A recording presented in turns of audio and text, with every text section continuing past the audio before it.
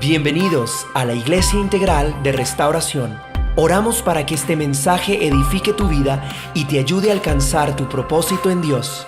Si quieres conocer más de nuestra iglesia, visita nuestra página soyintegral.org.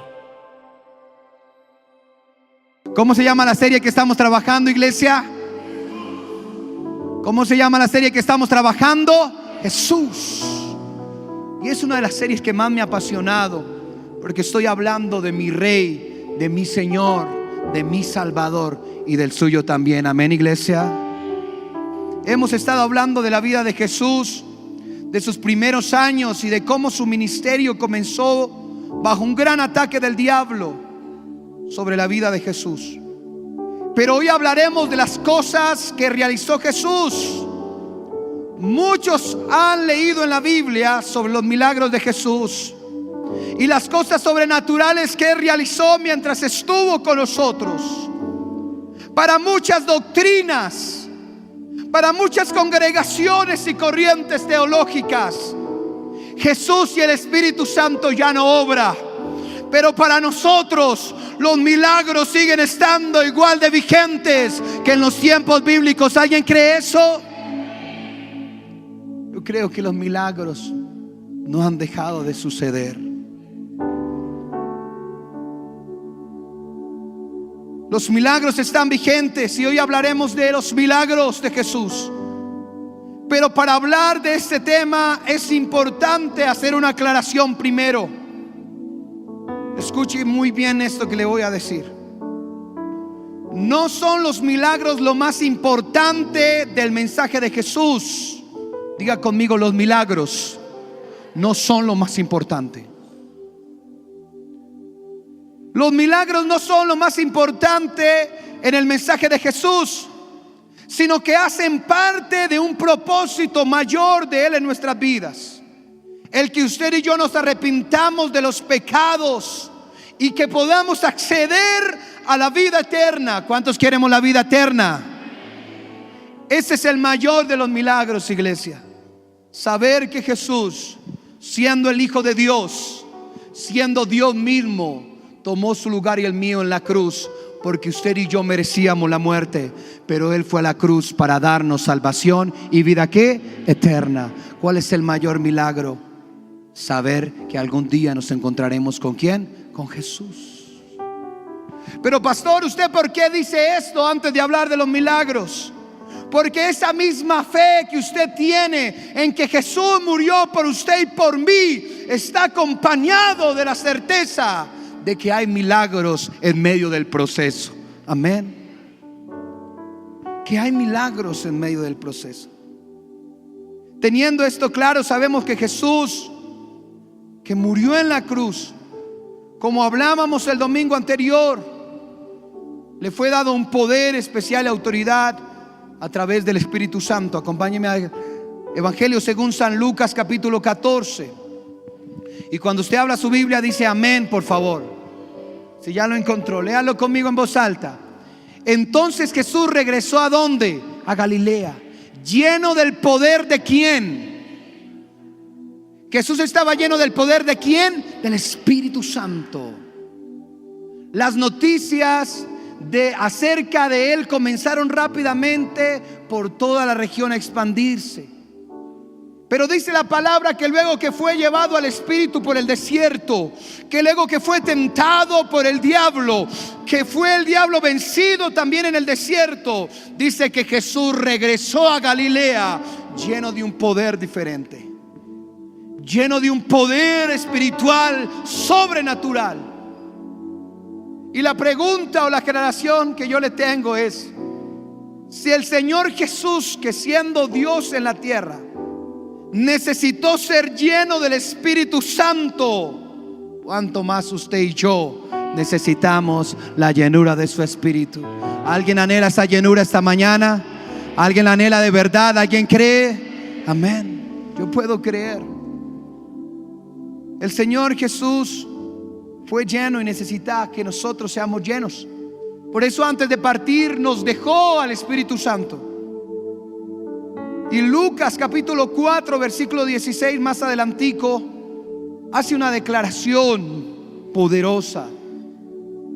Y podemos observar los principios y las intenciones de Jesús en la tierra. ¿Usted quiere saber a qué vino Jesús a la tierra? Lea este pasaje conmigo. Cuando llegó a Nazaret, la aldea donde él creció, fue como de costumbre a la sinagoga el día de descanso y se puso en pie para leer las escrituras. Le dieron el rollo del profeta Isaías. Jesús desenrolló y encontró en el lugar donde estaba escrito lo siguiente. Léalo conmigo. El Espíritu del Señor está ¿sobre quién? Sobre mí, porque me ha ungido para llevar buenas noticias a los pobres. Me ha enviado a proclamar que los cautivos serán liberados. ¿Alguien dice amén a eso? Que los ciegos verán, que los oprimidos serán puestos ¿en qué? En libertad. Y que ha llegado el tiempo del favor del Señor. Increíble. ¿Cuántos sabemos que hoy será el tiempo del favor de nuestro Dios para nuestras vidas? Yo lo creo. Y lo estoy retando hoy a que su fe sea ejercitada y hoy su incredulidad sea vencida, porque sé que Dios hoy va a hacer un milagro. ¿Alguien dice amén a eso? ¿Alguien puede aplaudir a Jesús que hace milagros en esta mañana? Podemos ver cuáles fueron las intenciones de Jesús en la tierra, iglesia. Fui ungido primero que todo para proclamar el evangelio. Es decir, que el mensaje del arrepentimiento y la vida eterna está sobre cualquier otra cosa. Ese es el poder más grande que puede tener un predicador o que puede tener un hijo de Dios. Una unción tan poderosa para llevar el mensaje a los que están perdidos. Ese es el poder que la iglesia debe anhelar.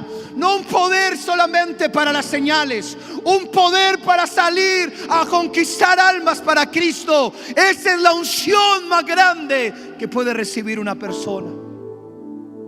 No lo digo yo, lo dice la palabra. El Espíritu Santo está ¿sobre quién? Sobre mí, dijo Jesús, para proclamar ¿qué? El evangelio, para llevar el mensaje.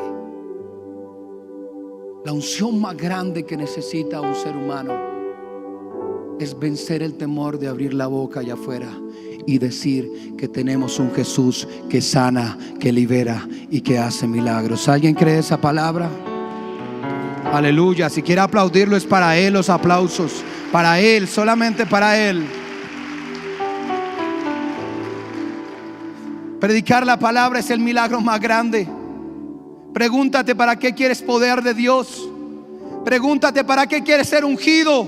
Para ser famoso, para que haya vanagloria o para que los demás puedan conocer del poder del Dios que cambió tu vida. ¿Qué hay en el anhelo de tu corazón cuando clamas por Dios, por unción y por poder? Él nos deja muy claro que la tarea de predicar el evangelio es supremamente importante y necesaria.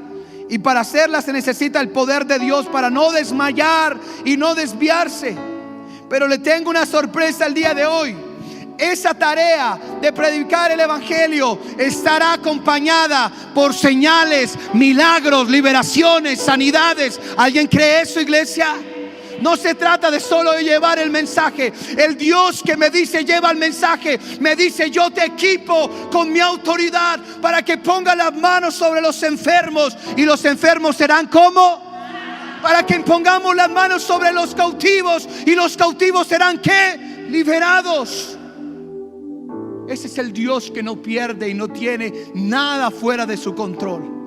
Es decir, que predicar el evangelio es lo más importante. Pero yo tengo la seguridad y estoy confiado del que Dios que me manda a enviar el mensaje me dijo un día en Mateo: he aquí yo estoy contigo todos los días hasta el fin de ¿qué? Del mundo. ¿Cuántos no estamos solos en la tarea? ¿Cuántos creemos en los milagros de Jesús? Yo creo, yo lo creo. Yo no creo que el Espíritu Santo haya dejado de obrar en las vidas de las personas. Al contrario, la palabra de Dios dice que en los postreros días Él derramaría su Espíritu sobre toda ¿qué? Toda carne. Que Él derramaría su poder En los postreros días, cuando las cosas son más difíciles, cuando las enfermedades ya casi declaran que son incurables, cuando el cáncer ha arrebatado más gente que las guerras, cuando el SIDA se está llevando a los jóvenes, cuando la drogadicción está acabando con nuestras generaciones, en medio de ese contexto, nuestro Señor derrama su Espíritu Santo con poder y con gloria. ¿Alguien lo cree? Yo creo que lo está haciendo. Bajo ese contexto es donde funciona. Porque donde sobreabunda el pecado, sobreabunda ¿qué? La gracia de nuestro Dios. El poder de nuestro Dios se manifiesta en nuestras debilidades. Se manifiesta en medio de los ambientes más adversos. En esos lugares es donde opera el poder del Dios que yo creo. Por eso quiero hablar muy rápido, porque el tiempo es corto. Si usted toma apuntes, llévese esto, porque alguien necesita escuchar estas palabras. Diga conmigo: Jesús tiene el poder para liberar. 2 o 3 lo dicen y lo declaran con temor. Jesús tiene el poder. ¿Para qué? Para liberar. Ahí en el mismo capítulo que estamos analizando, Lucas capítulo 4, versículo 31 al 35. Léanlo detenidamente. Dígale al que está a su lado: pon atención. Dile al que está a su lado: pon atención. Después Jesús fue a Capernaum, una ciudad de Galilea, y enseñaba en la sinagoga cada día de descanso. ¿En dónde enseñaba? Podríamos decir y hacer una simbología o una analogía de que la sinagoga sería la iglesia del día de hoy.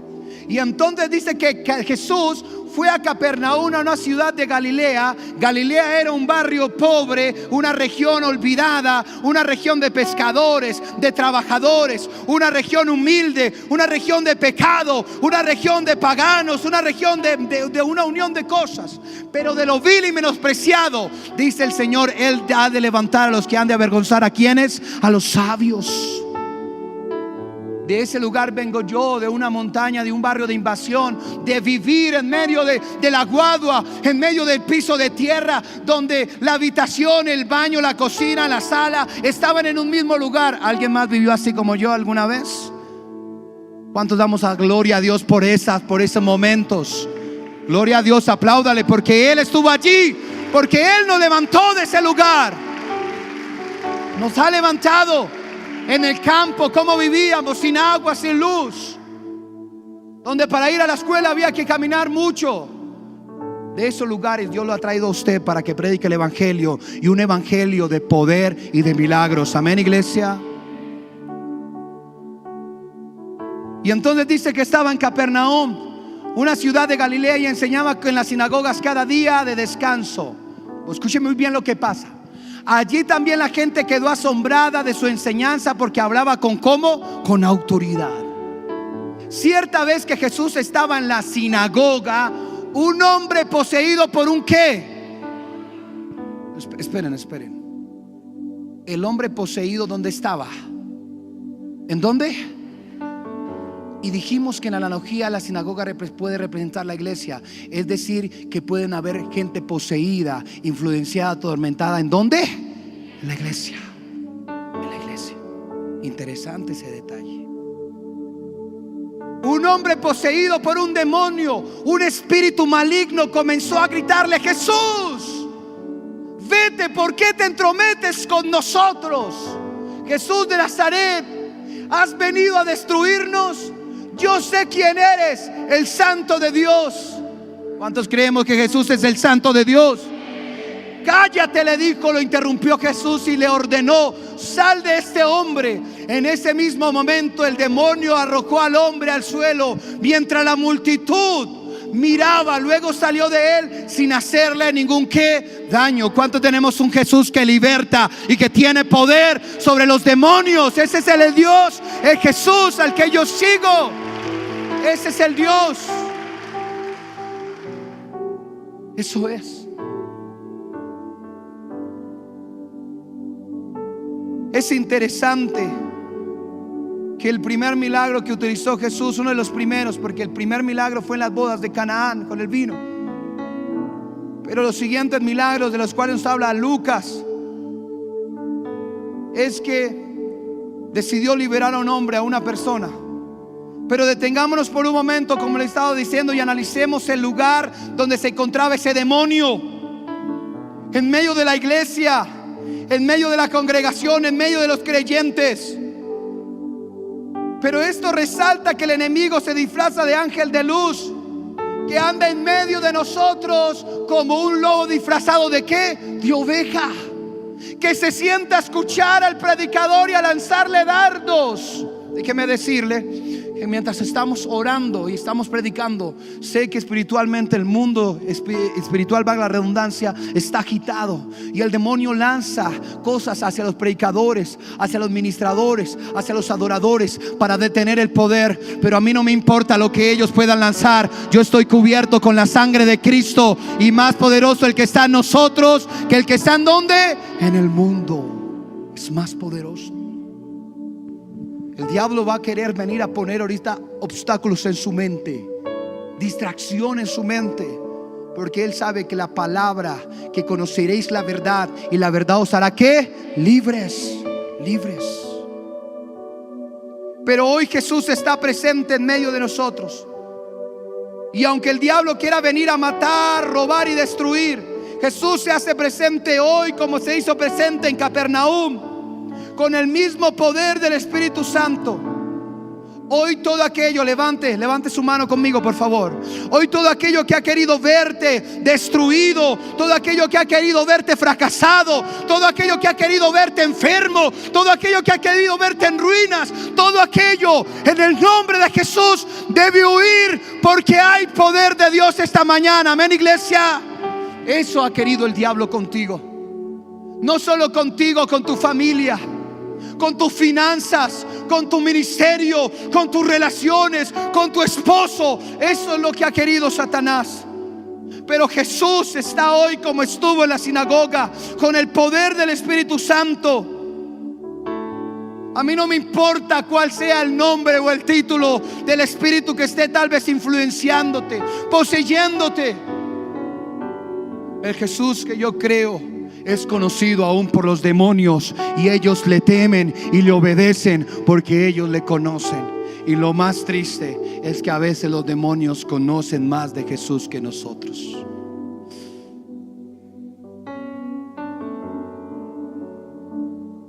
¿Está conmigo, iglesia? Muchos subestimamos el alcance del enemigo en nuestras vidas, pero si leemos la palabra, no lo vamos a buscar. Recordaremos que a uno de sus discípulos llamado Pedro, en el cual el Señor edificó la iglesia, Jesús tenía que ir a la cruz, y dice la palabra que andando Jesús, Pedro le dijo: Maestro, yo te aconsejo que no vayas a la cruz, no te pase tal cosa, Señor Jesús. Pero Jesús volteó y miró a Pedro y le dijo: apártate de mí. ¿Qué?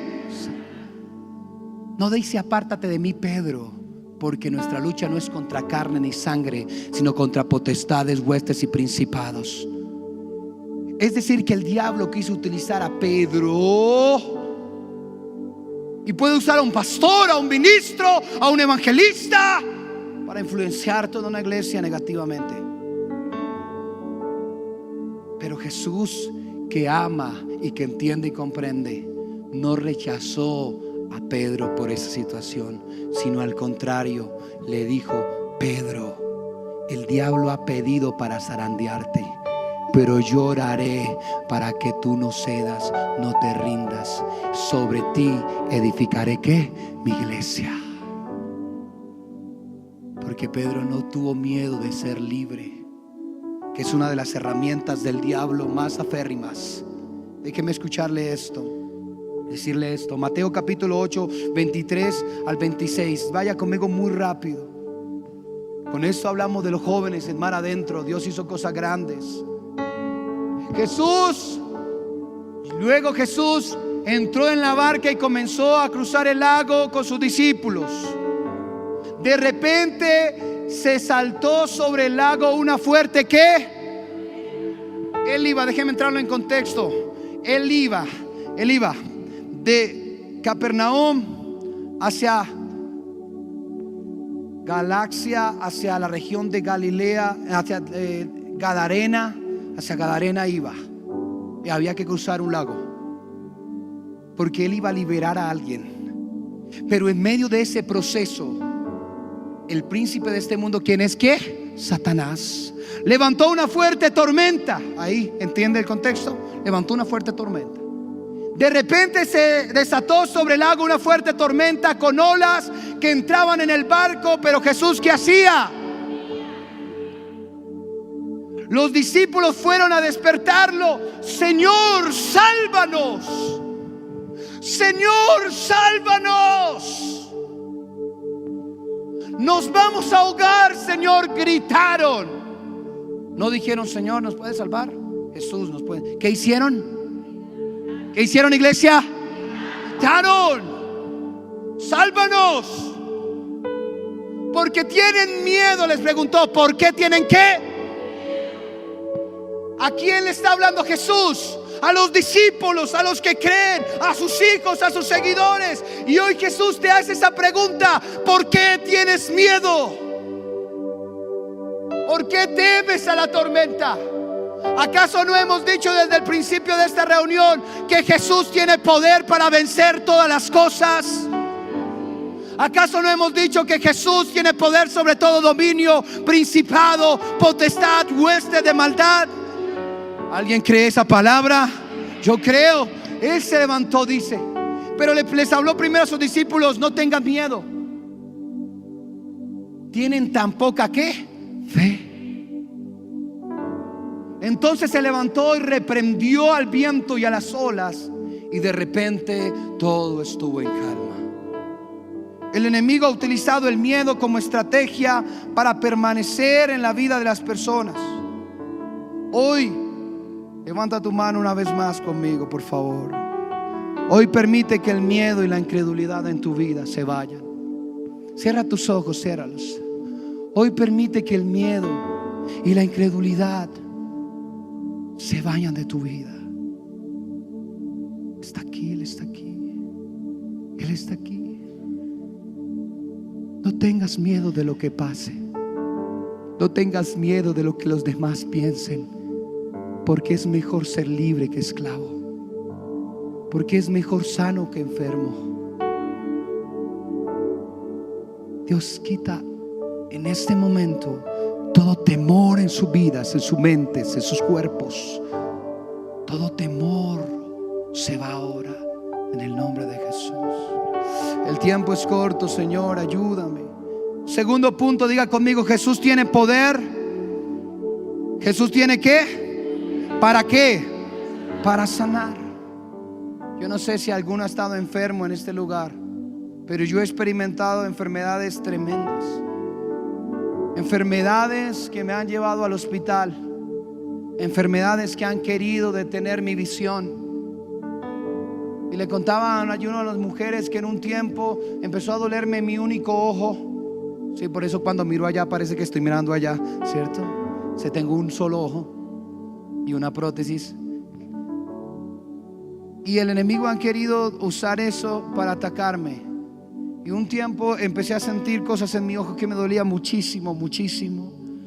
Y entonces empecé a entrar en caos. Porque no sé si alguien ha estado enfermo entre nosotros. ¿Alguno ha estado enfermo? Sí. Ustedes pueden entenderme. Entonces empecé a entrar en caos creyendo, pastor y ya toda la vaina, con el pastorado encima y todo. Empecé a desesperarme.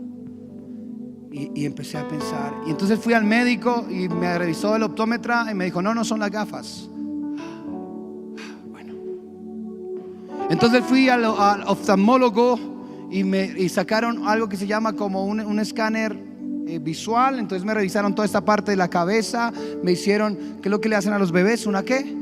Ecografía ocular se llama.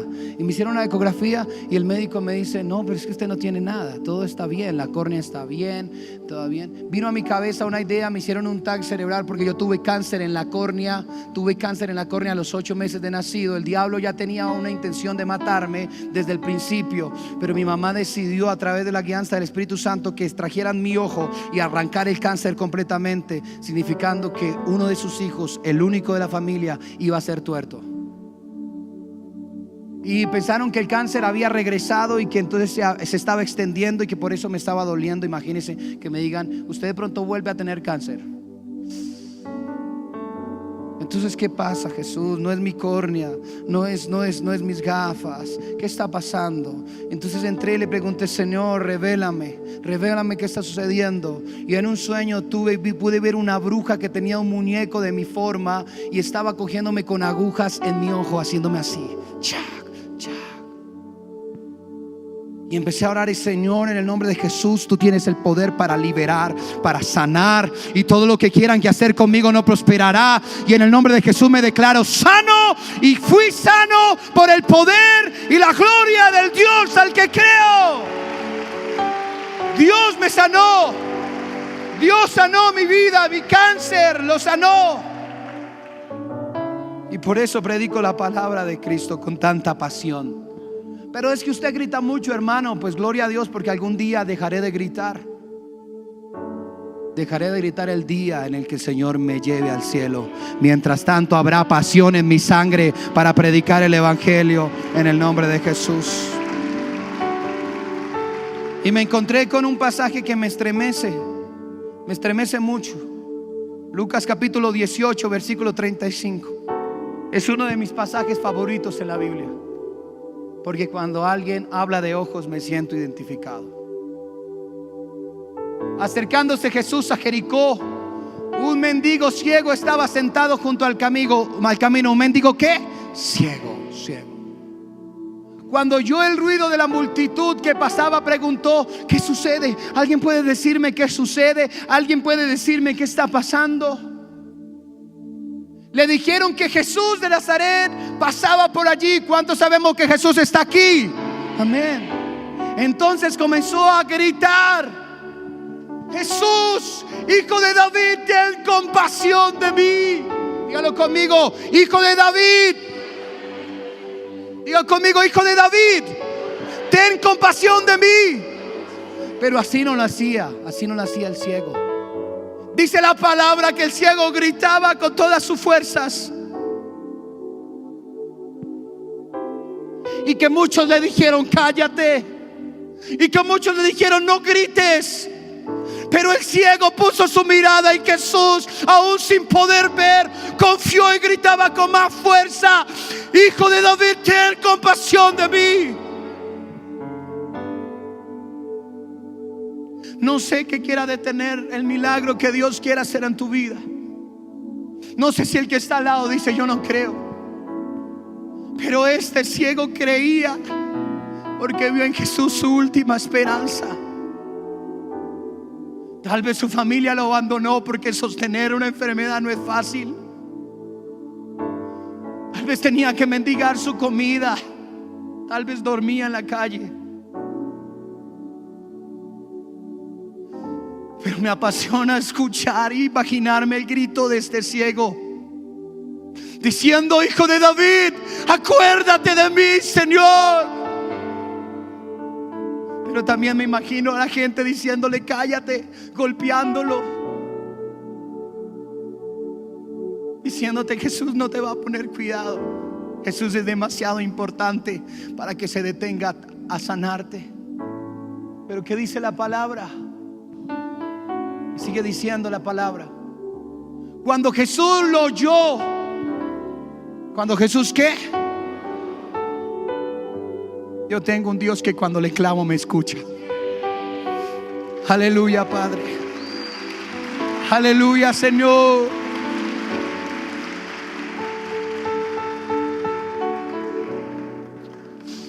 Yo tengo un Dios que cuando le clamo Él me escucha. Él me escucha en medio de la dificultad. Él te escucha en medio de la enfermedad. Él te escucha en medio del cautiverio. Él te escucha en medio del desierto. Él te escucha. Solo tienes que clamar. No te quedes callado, porque el Cristo te está escuchando. Amén, iglesia. Y el Cristo que no pasa derecho, como usted y como yo, que cuando vemos la necesidad del hermano solo le decimos: Dios te bendiga. Y cuando la gente tiene hambre dice: estaremos orando por ti. Y cuando la gente necesita una visita, dices que el pastor vaya a visitarle. El Jesús que yo creo se detuvo a escuchar el clamor del ciego. Porque Jesús esta mañana no va a pasar de largo. Va a ser un milagro en esta mañana. ¿Alguien dice amén a eso? ¿Alguien puede aplaudir a nuestro Jesús, Padre poderoso?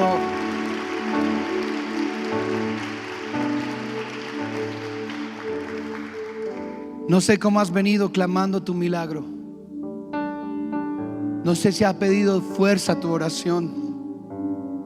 No sé si tu fe como la mía está pasando por crisis. No sé qué es lo que está diciéndote. Cállate, el Señor va a pasar derecho. No sé qué es lo que habla a tu vida que te dice Jesús no te escucha.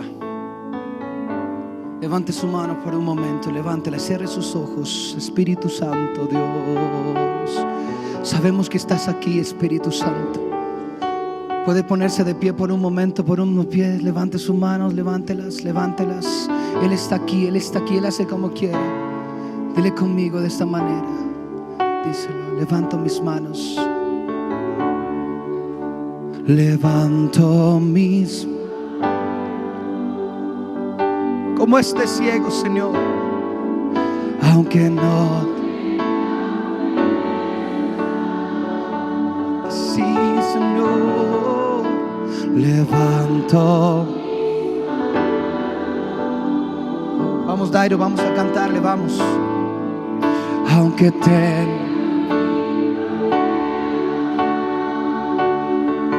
díselo. Cuando levanto mis manos, Eso es. comienzo a sentir una unción que me hace cantar. Cuando levanto mis manos, comienzo a sentir el fuego. Cuando levanto mis manos, mis cargas se van. Nuevas fuerzas, Dios. Nuevas fuerzas tú Para pedirte, me das. para creerte. Todo esto es posible. Todo esto es posible. Cuando levanto mis manos, díselo de nuevo. Cuando levanto mis manos. Cuando levanto mis manos, Bien alto hacia Él. comienzo a sentir Una unción ahora, Padre. una unción que me hace cantar. Cántale. Cuando levanto mis manos, comienzo a sentir. No dudes. El fuego. Jesús está escuchando. Cuando levanto mis manos, mis cargas se van. Nuevas fuerzas tú me das. Todo esto es posible. Todo esto es posible.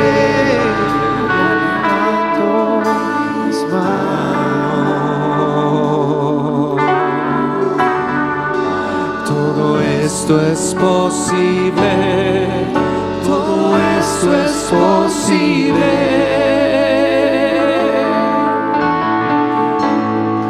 Cuando levanto mis manos. Aleluya, Señor. Apláudelo. Porque Él vive, porque Él reina. Aleluya. Como haciendo por un segundo más. Dios está preparando una atmósfera especial. Dios está preparando el camino para lo que Dios va a hacer esta mañana.